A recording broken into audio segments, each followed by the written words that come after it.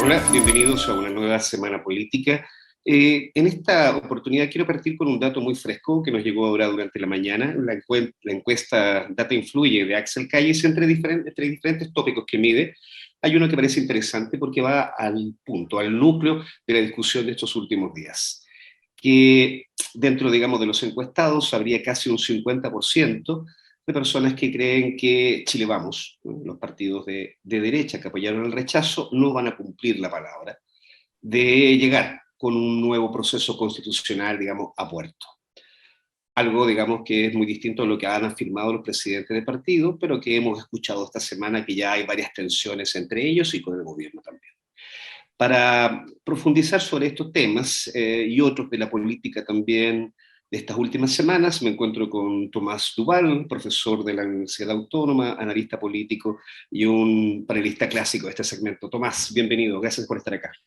Hola Víctor, muchas gracias por la invitación. Bueno, y saludar también a Gustavo Poblete, académico, profesor de Derecho Constitucional de la Universidad Alberto Hurtado. ¿Cómo estás, Gustavo? Gracias por estar acá. Muchas gracias, Héctor, por la invitación, por estar por primera vez con ustedes y un gusto estar compartiendo con Tomás también el panel. Excelente. Partamos al grano. Partamos contigo, Tomás, por tu cercanía y conocimiento de este sector. El presidente de Renovación Nacional ha comentado en varias oportunidades que no está en duda, el compromiso de Chile Vamos de llegar de acercarse a una nueva constitución, a hacer una nueva y buena constitución, como él lo dice. Pero en las últimas semanas, y hago este acento, más allá de aquellas diferencias que ha tenido con el gobierno, por lo que considera un pauteo o no, hemos sabido que al interior de Renovación Nacional las aguas tampoco están muy tranquilas, están medias turbulentas, hay temas en los cuales los tensa, y por otra parte también tenemos un siseo constante, ¿no?, dentro de la derecha, que es el Partido Republicano, que intenta tironear, ¿no?, a Chile Vamos hacia un sector que parece que no quiere ir, pero que algunas bases, digamos, se dejan seducir por eso, que es, derechamente, no hacer nada. ¿Cómo ves, cómo analizas tú esta situación que se encuentra hoy día Chile Vamos y haciendo un poquito eco con lo que acabo de decir en la introducción, ¿no?, con esta impresión que tiene cierta parte de la ciudadanía reflejada en esta encuesta que cree que Chile Vamos no va a cumplir la palabra empeñada? Sí, ese último dato, Héctor, es un dato muy duro, muy preocupante para Chile Vamos. Debiera colocar alertas en su accionar político, porque evidentemente si más de la mitad de la población tiene dudas de que se vaya a cumplir un compromiso político, me parece que es una alerta, más que alerta, es una preocupación que debiera abordar. Yo he visto, claro, una disputa por los tiempos. Sin duda, en toda negociación los tiempos son importantes y tirantes, pero de alguna manera creo que cuando el tiempo se dilata en demasiado sin llegar a acuerdo, más bien con una actitud a veces que uno pudiese interpretar, ¿no es cierto?, como de colocar en dificultades al gobierno, quizás sacar provecho más allá de un resultado que tampoco es propio de un sector político. Aquí lo que debiera entender Chile Vamos es que ese 60-38, 62-38, no le pertenece a Chile Vamos en exclusivo en esto, no es una elección presidencial que ganó un candidato y ese candidato intenta imponer un programa. Aquí hay una decisión ciudadana muy transversal desde el punto de vista de clases sociales, edades, etcétera. Cuesta mucho identificar, digamos, dado el volumen de la población que votó. Entonces, mi impresión es que claro, aquí hay una tensión interna, sin duda hay una tensión interna, que tiene dos cuestiones. Yo no creo en que haya dudas en el proceso. Que vayan a colocar esto de, perdón el término, llevarse la pelota para la casa, digamos, en términos futbolísticos. Me parece que eso no ocurre. Mi impresión es que no hay dentro de Chile Vamos claridad en cuál es el mecanismo y las reglas de ese mecanismo. Y eso lo tiene tensionado internamente porque no hay claridad. Es decir, se dibujan ciertos bordes, pero no se habla, mire, vamos a tener una convención similar a la que estuvo o es distinta, y apareció esta idea de los expertos que también han, dado la encuesta que tú mencionas, yo también la vi ahí, que los expertos surgen como un nuevo horizonte en medio de esta negociación. Entonces, mi impresión es que, en primer lugar, no existe claridad dentro de los partidos de Chile Vamos respecto a cuál es ese mecanismo y cómo se incluyen y cuáles son las reglas. Y eso tiene una dificultad, porque el tiempo juega en contra de ellos, al revés del Partido Socialista o el PPD, que han hecho propuestas públicas con ciertos diseños. Uno podrá tener diferencias, pero ciertos diseños. Y en materia política, yo creo que la tensión que recorre detrás a un sector de la derecha, que es un sector de la UDI y también de Renovación Nacional, es como bien tú decías, Héctor, la posición ya prefijada del Partido Republicano de no establecer un cambio a la Constitución. Y esa es una estrategia política que la conocemos no solamente en Chile, sino que la hemos visto también cómo aprieta a las otras derechas en el mundo. Y ahí hay una dificultad. Y yo creo que el origen de esa dificultad está en no haber colocado una cierta reja en la segunda vuelta. Yo creo que un sector de la derecha debe haber colocado una reja en esa segunda vuelta electoral de diciembre pasado, porque eso establecía ciertos límites y diferencias. Aquí pareciera ser que si el Partido Republicano tomó una posición, bueno, la otra derecha tiene que mirar qué posición va a tomar. Yo creo que es al revés. Chile Vamos debe tomar una posición política comprometida frente a la ciudadanía y resolverlo. Pero me parece que ahí hay una tensión muy fuerte, y especialmente yo veo la tensión no solamente en Renovación, quizás también en la UDI, y esto está básicamente en los senadores, donde también uno debe entender que los senadores también fueron maltratados por la convención, lo querían eliminar de alguna manera. Pero yo creo que ese espíritu de tratar de buscar, de humillar al otro o vencido, fue lo mismo que muchos de Chile Vamos criticaron a la convención, y hoy día no pueden caer en las mismas prácticas. Creo que ahí hay una línea muy, muy distinta. Vamos a volver al tema republicano, pero a propósito de lo que tú acabas de decir, ahora último, y paso la palabra a Gustavo, esto de idea de no replicar lo que de alguna manera sintieron que vivieron durante la convención, parece que se está cumpliendo, porque las últimas palabras, Gustavo, que hemos escuchado de Francisco Chaguán en torno, digamos, a que no se quieren dejar pautear, lo plantea en esos términos. A ver, aquí hay ganadores y vencidos. Nosotros somos los ganadores, por lo tanto, nosotros como ganadores, asumiendo, digamos, yo también creo que es un error, ¿no? Asumir que el 62% que tiene votado en rechazo son de la derecha, pero lo dice Francisco Chaguán, dice, nosotros los ganadores somos los que pauteamos los tiempos, el gobierno es minoría, y somos nosotros los que lo pauteamos y no al revés, porque somos los vencedores, ¿no? ¿Cómo aprecias ese tipo, digamos, de señales cuando precisamente lo que se intenta buscar, o sí se ha dicho públicamente, es tratar de avanzar en el diálogo, ¿no? Y aquí ese tipo de declaraciones no, parece que claramente no están en ese mismo sentido. Sí, yo creo que sería importante identificar bien cuáles son los niveles de discurso que está teniendo Chile Vamos en este proceso. Y a mí me parece que hay posiciones claras en Chile Vamos, como por ejemplo el caso del Partido Republicano, que desde un principio se podía adelantar cuál era su decisión cuando iban a votar rechazo. Yo creo que el rechazo para el Partido Republicano era continuar con la Constitución del 80. Recordar que ellos votaron rechazo en el plebiscito de entrada. Entonces, claro, si lo vemos desde esa perspectiva, son consistentes en su manera de actuar y de votar. Y en el caso de, por ejemplo, RN, la UDI y Evópoli, me parece que también es clara la posición de la UDI y de Evópoli, por lo menos con sus representantes, sobre todo con Javier Macaya, que a mí me parece está jugando un rol desde un principio muy dialogante con los sectores políticos.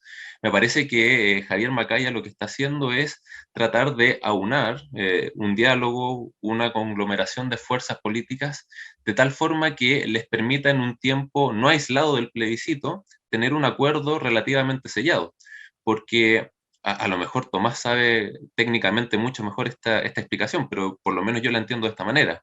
Mientras más cerca del plebiscito se encuentre el acuerdo, es más proclive que ese acuerdo favorezca al grupo que salió favorecido con el plebiscito de salida. Entonces, uno podría decir en una jerga un poco más coloquial, esto está latente, ¿o no? El resultado está ahí a la vista, como para poder decir, bueno, tenemos mayor poder de negociación y por lo tanto tenemos que demostrar un mayor diálogo en cuanto a los compromisos que nosotros adquirimos en la campaña.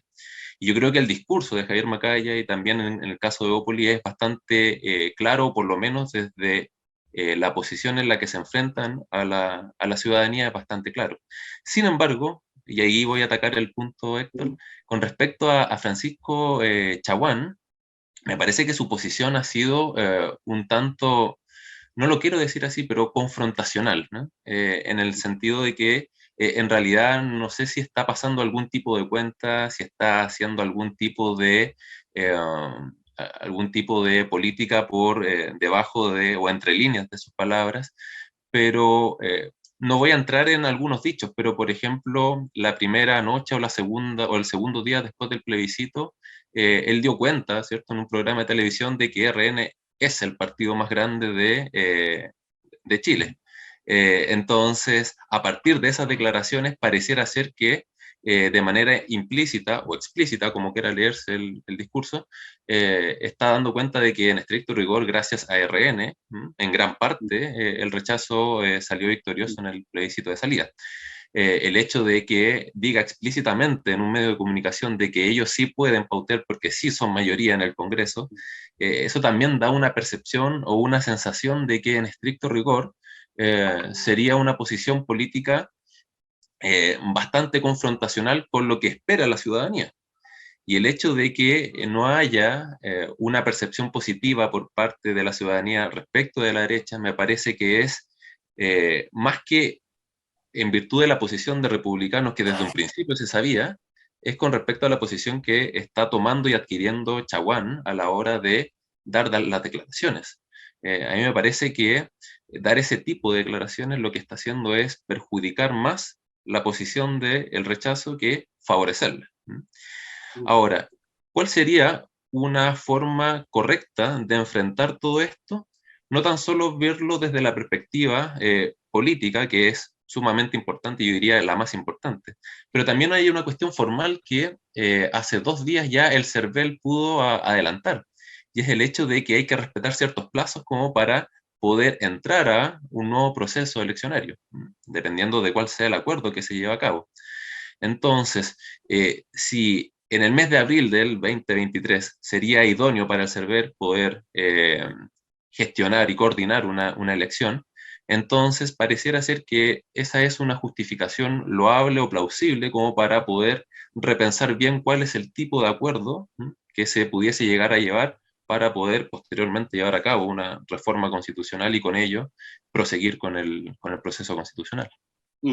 Interesante punto. Vamos también a hablar en eso. Tengo 3 cosas en la cabeza que lo que ustedes han comentado que me gustaría profundizar. Volviendo contigo, Tomás, cuando mencionas, digamos, y lo planteas muy claramente, que hoy día Chile, vamos, tiene un problema, digamos, al estar tironeado por republicanos, da la impresión de que uno observa, cuando observa las declaraciones, es que la dirigencia de los partidos de Chile no está comprometido con un camino, lo ha dicho públicamente, hay un capital político que está puesto sobre la mesa, ¿no? Lo hizo Macaya, también lo ha hecho Chaguán, de decir vamos a continuar con un proceso. Pero al interior de Chile Vamos, según también nosotros nos hemos enterado, las bases de los partidos sí son proclives y sí se dejan tironear digamos, por republicanos. Una muestra de ello es simplemente, digamos, como tú decías, haber puesto una reja, ¿no?, en la segunda vuelta presidencial. Esa reja no se puso. ¿Y qué fue lo que terminó pasando? Que toda la derecha, aquellos más duros, aquellos más dialogantes, terminaron cuadrándose detrás de un republicano, ¿no?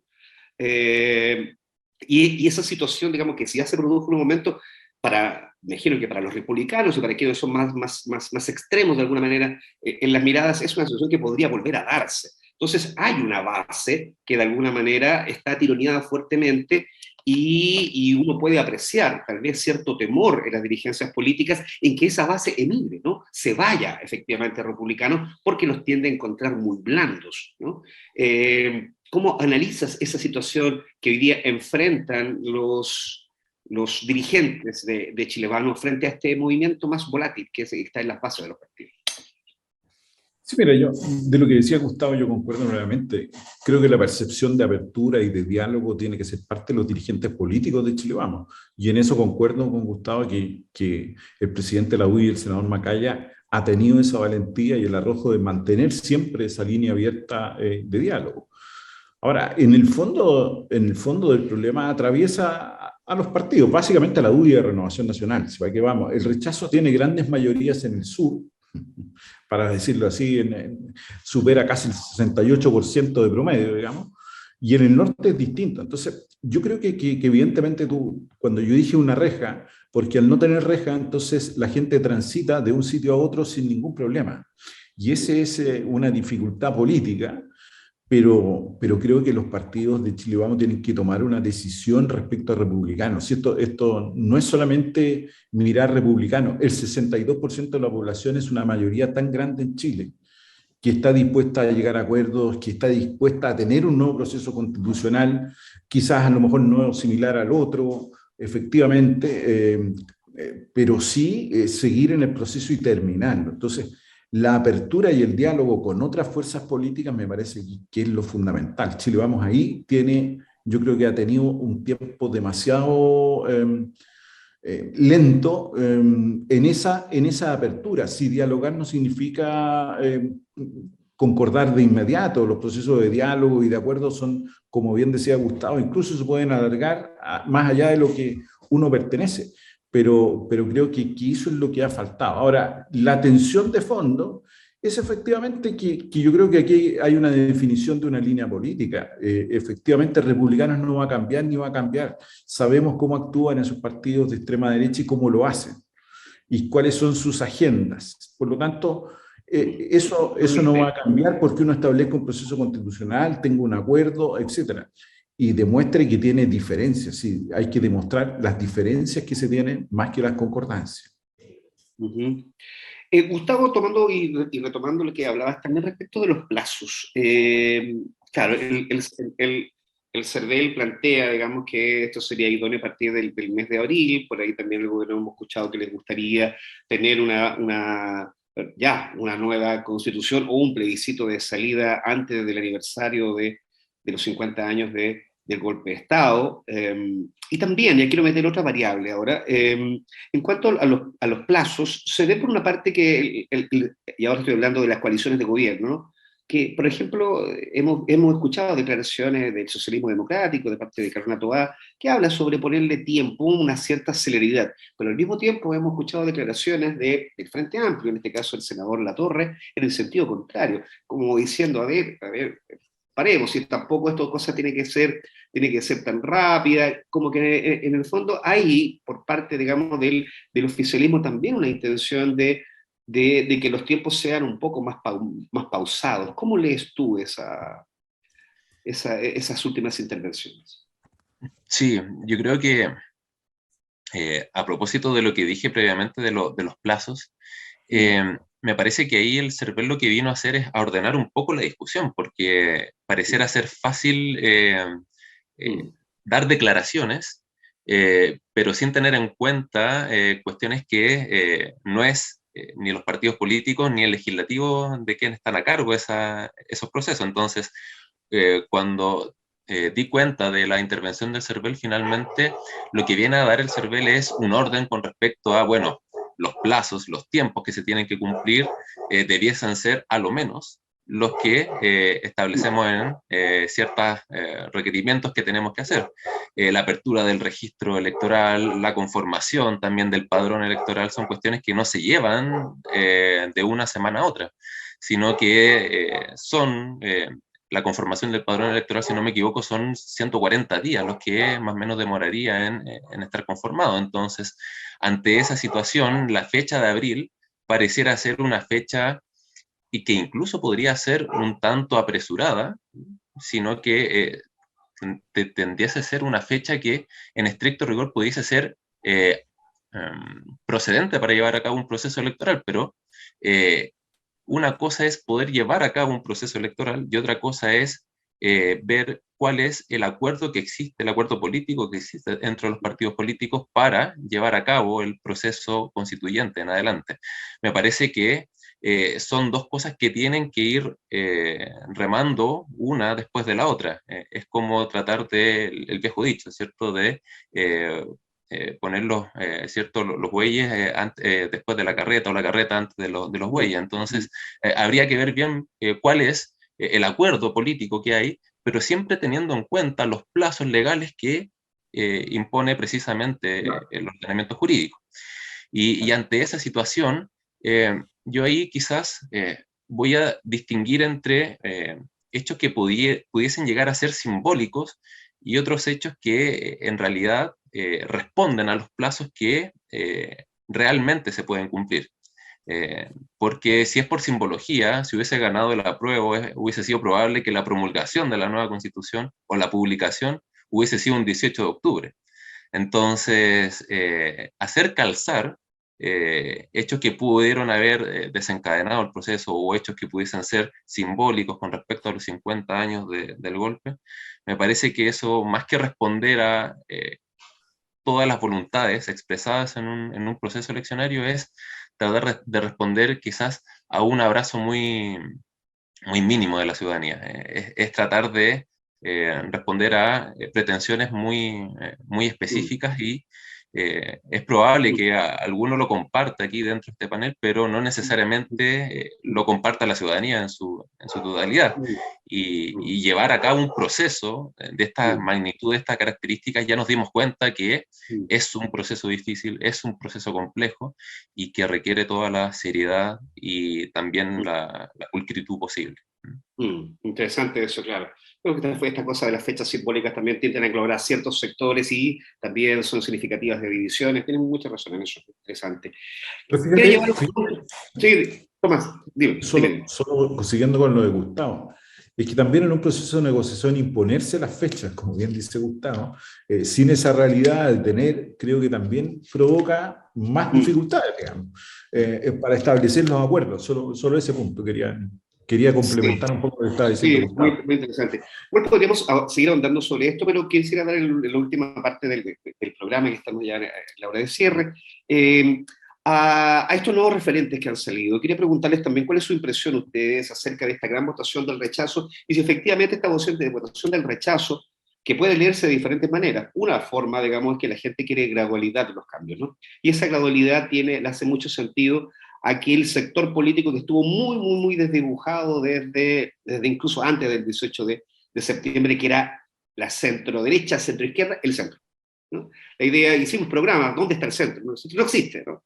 Y hoy día, al parecer, hay muchas ganas, digamos, de ir a tomar de alguna manera esos 4 millones de votos que andan dando vuelta por ahí, que salieron con voto obligatorio, para decir, esta gente es de centro, ¿no? Y creemos un gran referente. Entonces aparece Arbue presentando que tiene ganas de hacer un partido, Amarillos por Chile lo define así también, Fuad Chahín y Gutem Martínez dicen que tal vez es el momento, digamos, como haciendo cierta antología a años anteriores, a décadas pasadas, tener un gran referente, ¿no? Un gran referente de centro.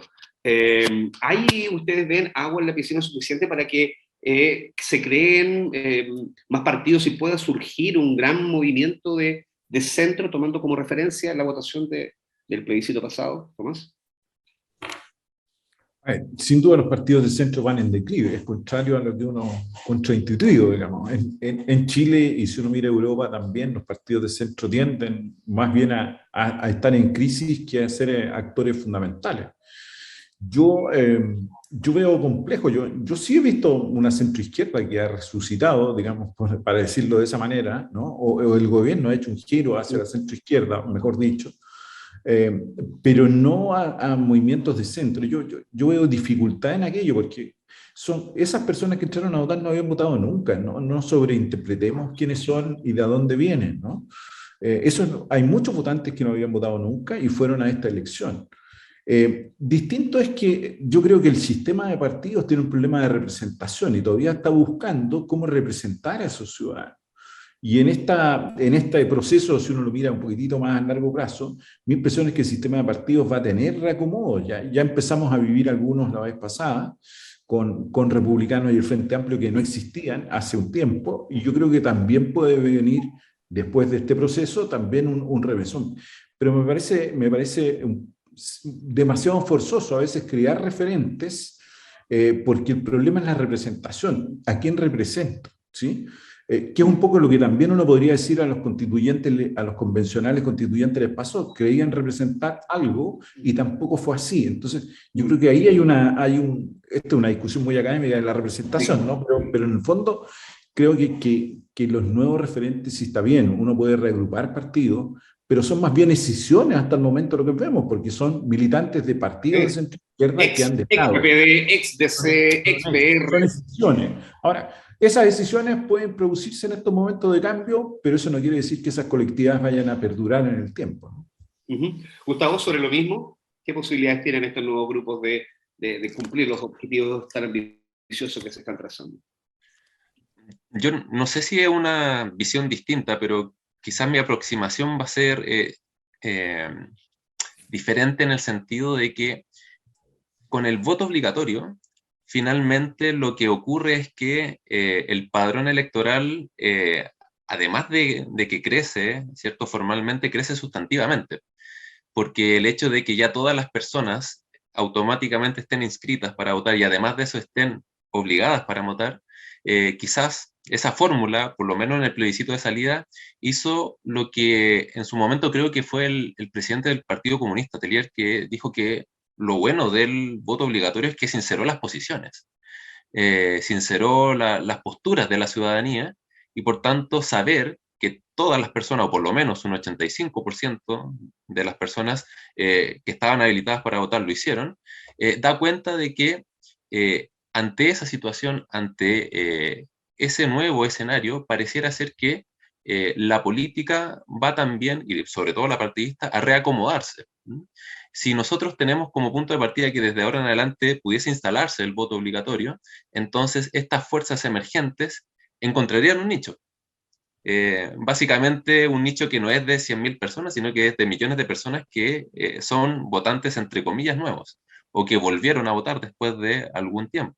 O sea, hay Entonces, un bolsón de votos atractivo sí, para sí. nuevos referentes. O sea, si lo miras desde el punto de vista cuantitativo, lo hay.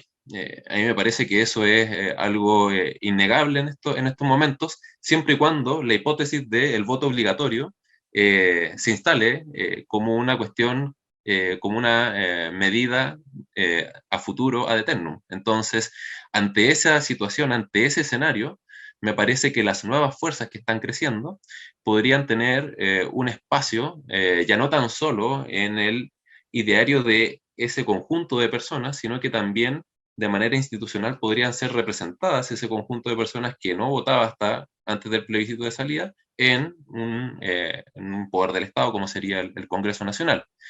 Y a mí me parece importante eso porque nosotros hablamos bueno, la primera pregunta de que Chile Vamos no estaba asistiendo, ¿no? Declinó de asistir a las negociaciones, pero hasta donde yo tengo entendido, el Partido de la Gente sí asistió o va a asistir a la reunión con las autoridades. Entonces, ahí tenemos que, en estricto rigor, esta fuerza política que surgió o emergió a partir de un grupo de personas que sentía algún tipo de descontento o no se sentía identificada con una parte de la población, hoy en día tiene representación en el Congreso. Y son una fuerza política necesaria ¿para qué? Para alcanzar un acuerdo. ¿A través de qué? A través de los 4/7 que hoy en día están en discusión a la hora de poder llevar a cabo una reforma constitucional. Ahora, la pregunta es ¿por qué el efecto que hace o que surgió con el Partido de la Gente no puede ser igual con aquellas personas que, votando rechazo, tuvieron que darle la vuelta, la espalda a su militancia que llevaban hace años atrás? ¿Qué pasa con Maldonado? ¿Qué pasa con Rincón? ¿Qué pasa con Walker? ¿Qué pasa con esas personas que en estricto rigor se dan cuenta que el Partido Radical o la ADC ya no son lo que en su momento para ellos fueron y que a lo mejor ellos están en otra etapa de su vida de poder quizás crear un conglomerado distinto que le podrán llamar centro, le podrán llamar centro izquierda, centro derecha, pero que al final del día quizás la finalidad de ese partido sería ir en búsqueda de esos votos que creerían ellos son parte también de su ideario político. Sí, en todo caso esa es una ambición que no tendría solamente los sectores, digamos, de estos referentes nuevos. O sea, ¿Mm? hay... Todos quieren buscar esos votos, ¿no? Sí, no, sí. Claro, o sea, ahí hay... Solo sigo una hipótesis. Esa es la... Sí, e inclusive republicanos también, porque no hay que recordar que un gran número, por ejemplo, en Estados Unidos, de la masa votante de Estados Unidos, lo fueron a buscar ahí, lo fueron a buscar en esa gente que no votaba, en esa gente que se sentía marginada, en esa gente, digamos, que no vibraba con la política, fueron a buscar precisamente los populismos, los votos ahí. O sea, hay un grueso de votantes que yo creo que para muchos de los partidos digamos, es altamente atractivo. Ahora, la dificultad va a ser cómo llegan a ellos y si efectivamente esa gente va a querer participar o no de este sistema político, porque fueron obligados, muchos de ellos, Voto obligatorio, sí. a votar. Ese es el nuevo escenario hoy en día y que me parece que hay un acuerdo bastante amplio de querer seguir con el voto obligatorio. Por lo menos esa es la percepción que desde este humilde escritorio he podido percibir. Sí. Sí, hay que irlo viendo poco a poco. Bueno, llegamos a la hora del término de este programa. Creo que ha sido muy interesante todos los comentarios y los análisis vertidos acá. Y bueno, los dejo siempre invitados para cuando volvamos a tocar estos temas y podamos continuar con esta conversación. Muchísimas gracias, Tomás, por estar acá con nosotros. Gracias. Y muchas gracias también, Gustavo. Muy interesante haber conversado contigo en esta oportunidad, así que sin duda lo vamos a volver a hacer. Encantado de estar aquí compartiendo con ustedes.